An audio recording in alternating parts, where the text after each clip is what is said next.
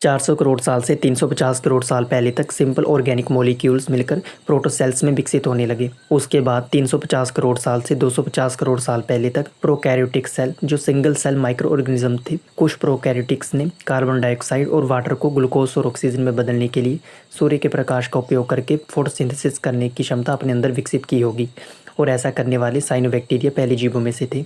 The great oxygen event लगभग 250 करोड़ साल पहले से 200 करोड़ साल पहले के बीच में हुआ था, जिसमें साइनोबैक्टीरिया ने ऑक्सीजन बनाई थी।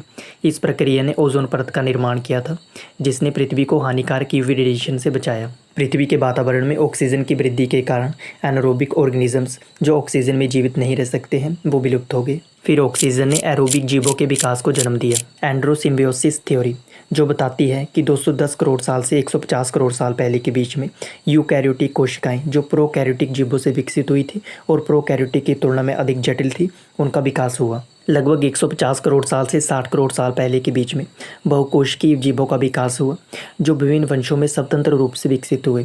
शुरुआती बहुकोशिकीय जीव सरल थे, जो समय के साथ अधिक जटिल शरीर और कार्य कर पाने में विकसित हुए, जिसमें पौधे, फंगी और जानवर शामिल थे। द कैम्ब्रियन एक्सप्लोजन लगभग 54 करोड़ साल पहले तेजी से बहुकोशिकीय जीवों में डाइवर्सिफिकेशन हुई, जिसमें ऑर्थ्रोपोड्स, मोलस्क्स और क्रोडेट्स शामिल थे।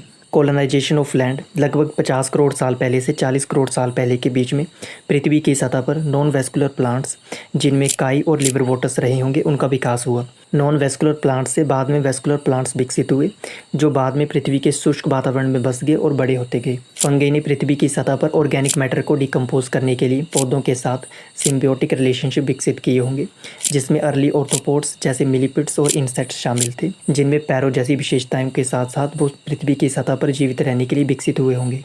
Evolution of vertebrates and reptiles 40 crore साल से 25 करोड़ साल पहले के बीच में बिना जबड़े वाली मछलियाँ पृथ्वी के समुद्र में विकसित हुई होंगी।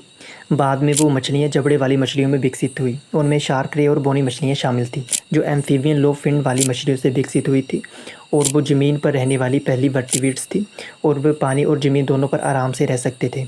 रेप्टाइल्स एम्फीबियन एंसेस्टर से विकसित हुए, जो एमनियोटिक्स अंडे देते थे, जिससे उन्हें पानी से दूर प्रजनन करने की आज़ादी मिली। इसी कारण डायनासोर और विभिन्न रेप्टाइल समूहों का विकास हुआ। लगभग 25 करोड़ साल पहले से 6.5 करोड़ साल पहले तक डायनासोर्स और अर्ली मैमल्स का विकास हुआ, जिसमें विशाल सोरोपोड्स से लेकर फुर्तीले थोरोपोड्स तक सब शामिल थे। अर्ली मैमल्स स्नैप्सिड एंसेस्टर से विकसित हुए, जो छोटे नॉक्टर्नल थे और डायनासोर्स के साथ रहते थे, जिनमें बाल और स्तन ग्रंथियों जैसे लक्षण उस समय विकसित हुए होंगे।